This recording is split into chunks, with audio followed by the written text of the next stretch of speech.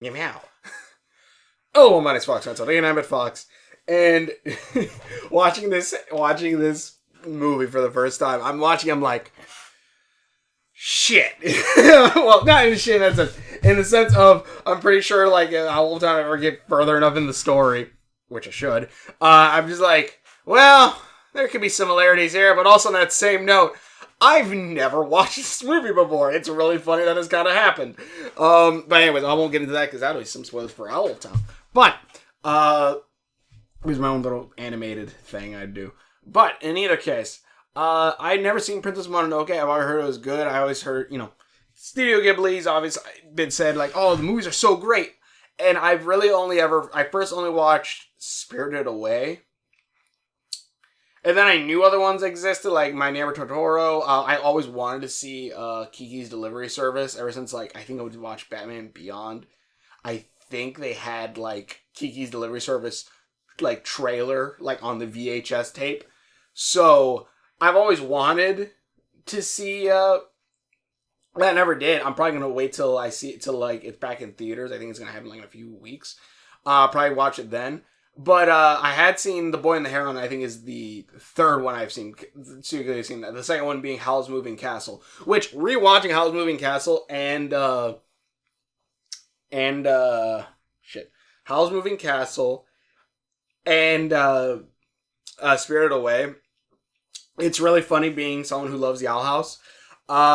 Seeing those because I'm watching and I'm realizing, yeah, the basic idea is that the Owl House has a bit of Harry Potter in there a little bit. But really, like, I want to say that's maybe like 5-10% of the Owl House. And like a good chunk of it is Studio Ghibli movies. Down to the point where Luz, to turn invisible, holds her breath to be invisible. Like when Haku takes the girl across the bridge, to there being a house demon, Hootie, who is given the nickname Hucifer, which, it is given by the Lady Lilith, by Lilith, who, Lucifer and Lilith, but also, the house demon Calcifer in there, as well as, literally a moving castle, Ida selling shit, like, Howl's, like, little assistant and all that stuff does. So, and also being a rogue witch and all this other stuff, like, there's a lot of, like, cross between. So, Princess Mononoke is one that I've heard, like, oh, it's one of Studio Ghibli's best movies. And mind you, Spirited Away is pretty good, and it is pretty straightforward with its story and stuff like that. Howl's Moving Castle, unless you can miss certain things if you don't really listen to the dialogue sometimes, you can miss certain bits about the war going on, about, like, this whole war started because of a prince disappearing, and all this other stuff. And then you even have The Boy and the Heron, which is very much runs on dream logic, where it feels like you're in a dream 90% of the time, and it is a movie that you rewatch like, oh, that's the that, and this, that, or all this other stuff. But it is very much a movie that you rewatch to understand certain bits. Princess Mononoke is pretty much the most straightforward one ever. And also on that same note, if it was made today, do you know how many people would be shitting themselves? Being, this is woke propaganda. Oh my god. You have protecting the earth. You have a strong female woman who has a bunch of other strong female women who orders all the men around. Oh my god. It's really, really funny watching this. I'm like, oh my god. But also on that same note, by God, is this probably my favorite one. And let's just watch the trailer real quick and then I'll just get into it real quick. It's a 20-something-year-old movie. Probably more than that, actually, because it came out in 97. Almost 30. So let's just... yeah. Miramax International. In a time when gods walk the earth, an epic battle rages. Mind you, I went into this movie pretty much blind. All I knew was that it was something to do with nature versus, like, technology and stuff like that. The encroaching civilization of man and the gods of the forest. When the forest has been cleared and the wolves wiped out, this place will be the richest land in the world. Now, the fate of the world rests on the courage of one fearless princess. I'm not afraid Hell to yeah. die, and I would do anything to get the humans out of here. And one brave warrior. Also, I'm pretty sure I'm going to say this. Some certain anime about a nine-tailed fox also took a bit of inspiration from this. Specifically to deal with a curse mark. Demon, boy. Like something possessed. What exactly are you here for? To see with eyes unclouded by Oh, John DiMaggio. Closely, That's not him, but like he voices in here. There's a lot of I'm going characters. to show you how to kill a god. Fire! Mind you, too. I don't know. Maybe I'm misreading it right. This isn't CGI. This is just drawn. And by God, when you see these little snake shit coming around, it's like constantly every bit of it's moving. It's insane animation.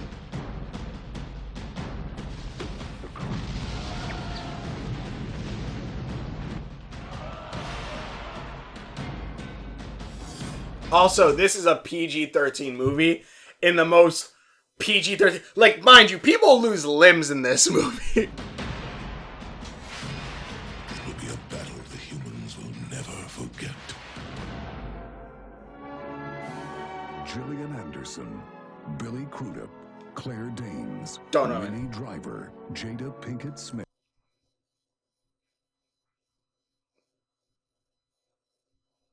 Who does Jada Pinkett Smith voice? Hold on. Who does Jada Pinkett Smith voice in this damn movie?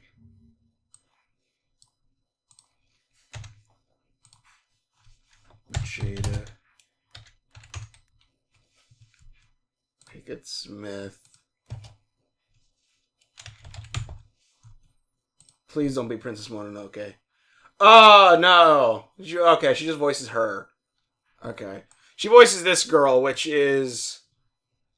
If I'm correct, that's who she voices. Oh, wait. Who voices Toki? Oh, yeah, Toki. Yeah, okay. Alright, that's fine. Alright. Smith and Billy Bob Thornton. Really? Nothing for DiMaggio. Alright. You cannot alter your fate, however. You can rise to meet it if you choose. Princess Mononoke. Funny thing is, I have the collector's edition of this movie, and like I didn't open it because I'm like, it's the collector's edition. I don't want to open this. So, and I'm kind of happy I didn't, because that way I waited for the movie to actually come out, or for the movie to come out in theaters again, because I'm just like I want to go see it. Even I just want to go see it, and especially because I didn't know anything really going in other than, you know, Princess Mononoke riding on a giant wolf and all this stuff. So pretty much just, if you don't know what this movie's about, also, God, that mask is cool. If you don't know what it's about, even though it kind of described it, this guy here, who's actually a prince of some people that were pushed out years ago, by, I can't remember if it was the spirits or something like that, they're attacked by a demon, they're attacked by this not this guy, but where is it? They're attacked by this damn demon. Let me see. That damn demon with all the wiggly shit on him. Not this one. They're attacked by a damn demon that pretty much was originally from where these humans were, but because of being shot with an iron ball of energy, an iron bullet, like about cannon about this big, it slowly corrupted the god, and then pretty much because of the god's hatred, it turned it into a demon. There we go, that's it. Turned into a demon, and it turns out like wherever it touches, like it slowly like corrupts it and dies. And while protecting his village, this guy kills the demon, but he gets grabbed by like the snake corruption, which then causes a burn mark on his arm that the elders pretty much say, "Oh, you're you can't beat. We're sorry. Thank you, your prince, but we need to send you away. We need to turn our backs on you." And he pretty much has to leave. he pretty much has to leave, and then he finds out after like some samurai are attacking a village, and he kind of gets in the scuffle, shoots some arrows, but he pulls the arrow back, and like his arm starts reacting. He fires an arrow so powerful, which I'm just like, I don't think your arm strength would change that much of, you know, how powerful the bow fires. Like, as the bow itself would only have like a certain max amount of pull and drawback, and I mean, just gonna say, I don't think, because like he fires an arrow and it like takes off a dude's head or takes off a dude's arms, and I'm just like, I don't think. Okay, hey, you know what? Evil magic, whatever. And again, you can kind of see that like whenever he like his anger pretty much. Whenever he gets angry enough, that's when the mark activates, and like he's only seems to be strong on that one arm.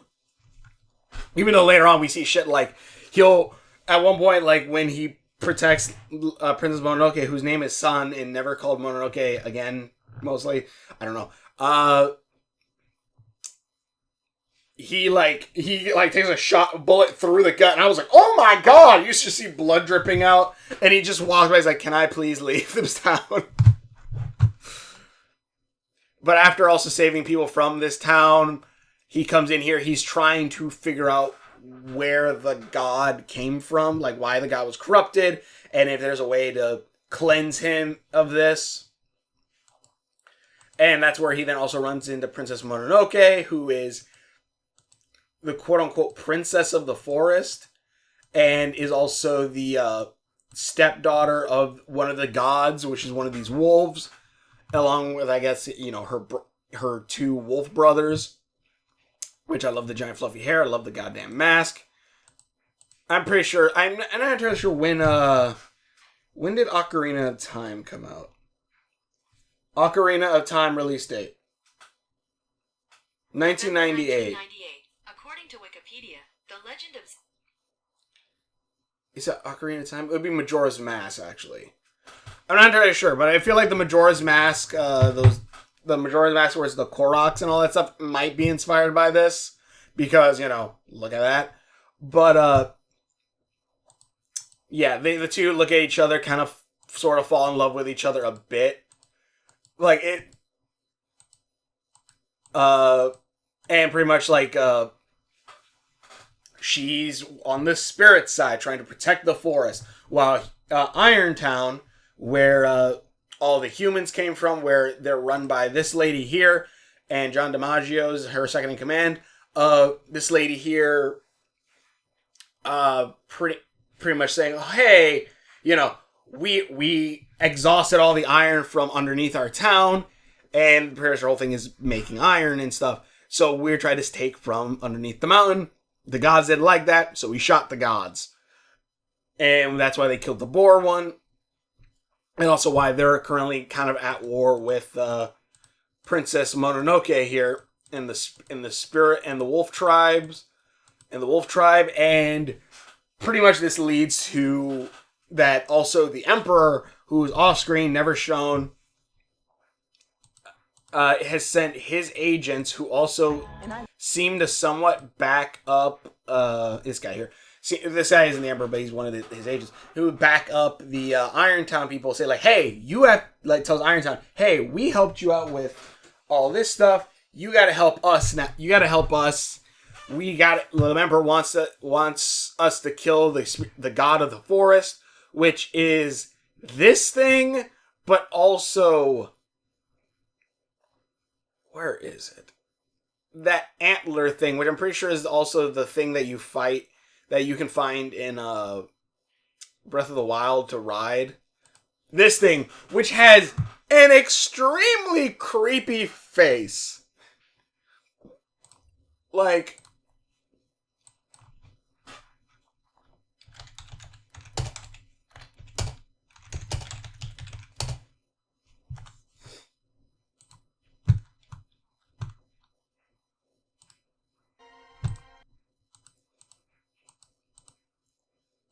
let me see. Okay, you don't see it here. Let's see. Do they... But yeah, when they say, like, I'm going to teach you how to kill a god. this is like what they were trying to quote unquote. Also, these are spirits of like the four. Yeah, when they shot off its head, looks better there. This thing, you see it. That creepy ass face right there. That creepy ass face. I looked at it like, you know what? I'm fine with you shooting it. Because, by God, that is terrifying. But, yeah, like, there's a whole thing with that. And pretty much it's a... I don't even want to spoil too much if you haven't seen this movie. But go watch it. And pretty much it's an idea of nature versus like, you know, industrialization, I guess, of humanity, stuff like that, and in the end pretty much kind of coming to work together, which is very I'm sure you can see Godzilla and Kong there, and Godzilla's over there. Yes, over there. It's very much like, you know, a balance of humanity needs to work alongside nature, and, you know, you shouldn't try to force to control it, and also because also it's going to lead to bad things for everyone. Because there's also things like this, the gorilla spirits, like these things that are trying to replant the forest, but humanity keeps pushing them away. You have, again, the wolves. You have the this evil corruption that kind of happens. The spirit god also being this giant Nightwalker kaiju thing. But like, I'm not even really sure if they explain that. Like during the nighttime, it becomes this giant Nightwalker thing, but during the daytime, is that deer creature that also still kills things, but also brings things to life. Which wouldn't surprise me if Okami might have taken a little bit of like how... Because in Okami, when Amaterasu runs, you see the flowers blooming behind her. It's like that, but they also die at this thing's feet, so... But yeah, and like, again, stuff like the curse mark that this kid has that slowly grows a lot bigger over time, and like, he kind of becomes more powerful, he becomes more stronger with it. Like, but also, like, it's eventually going to corrupt him. Like, this reminds very much of Sasuke's curse mark in Naruto. How that curse mark kind of works, it's slowly getting bigger and bigger, though I don't know if Sasuke's one, I don't know, you never really know if, like, it's going to kill him or not. I can't remember if that's the case. If the curse mark would have killed him or not. I know he has to die so he can be reborn. That great curse mark too. But yeah, I feel like the curse mark whole thing was inspired by here. Apparently, Princess Mononoke was the inspiration also for Ahsoka Tano. Also, the animation is just great, especially for... Well, I say especially for... Like, specific... Because this animation, obviously, was the old 2D one where you're doing it on cells, I'm pretty sure. So, this isn't computer or anything like that. So... It looks amazing. Not saying that's a knock against like computer animated stuff now, because some computer animated stuff is really great. But like the anime, like seeing classic anime stuff in this, it's kind of amazing. This is definitely like, yeah, if there was a world where I would want to do like, let's say a D&D session inside of, it'd probably be Princess Mononoke's world. And play a role play game in, it'd probably be this one, because holy shit, is that cool as hell. Especially this girl like climbing along buildings and shit, trying to kill this woman, and then also this woman also making, like, pretty much inventing guns. And also, again, this woman, like, and the thing is, not all of them, it's not like she's like, oh, completely evil, like, she, like, you know, she gives all the women better weapons, because the guys have, you know, whatever else. But then also, she has yeah, it's something that, like, nowadays would be like, oh, it's so woke. You have, like, she literally has the women doing, like, all the very bigger, hard jobs of keeping the furnace lit, melting the metal, helping. But then she also helps lepers that also stay at her hut with her and are also making her guns that she's I guess kind of invented, or maybe at least the lepers invented it for her. But these guns so that she could shoot, that way they could shoot shit, and fight off any incoming things. And so, like, she's not necessarily evil, but, you know, she is causing bad things, and the spirits are just trying to rebalance everything. But, I don't know. This movie is great. I highly recommend it. If you haven't seen this movie yet, I honestly do recommend it a lot. Especially because just the animation alone is beautiful, and the style and art because that Studio Ghibli has, it's really great. But also on that same note, I love the character designs. I love Princess Mononoke. I love like the whole curse mark thing where you see like his like the purple energy. Again, also purple and it being snakes, very curse mark Sasuke. I'm pretty sure a lot of inspiration for a lot of modern anime was inspired by this. So yeah, go check it out. I highly recommend it. But thanks for watching. Check out videos. Hopefully enjoy this. I honestly think this is really freaking great. And honestly, like, the funny thing is, like, the Owl House, again, takes a lot of Studio Ghibli stuff like that. Owl Wolf Town, I didn't necessarily, like, some things were kind of similar. I'm like, okay, that's weird. But also on that same note, too, I'm like, all right, this is going to be fun. Especially because, again, I think there's also another inspiration from Okami, too, with a certain, like, tribe of, like, wolf characters in Okami that are based off an Inuit tribe, not Inuit, shit, I can't remember what they're called. They're the, like, pretty much the native Japanese people. Like, the people who were originally there before the people who are Japanese now came there and took their land, pretty much did what England did to America with the Native Americans. Pretty much that they're based off of those people. And, like, they wear, actually, I can just look it up right here. What was his name? Okami dog. No, not king. Is it wolf people? Okay, here.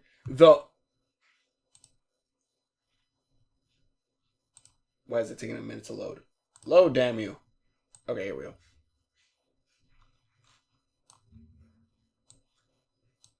The Oyina people, where they're known for wearing, which mind you, I might take, there might be some inspiration for certain other characters from this tribe, because this is one of my coolest tribes in Okami, and Okami is my #1 favorite video game, so yeah.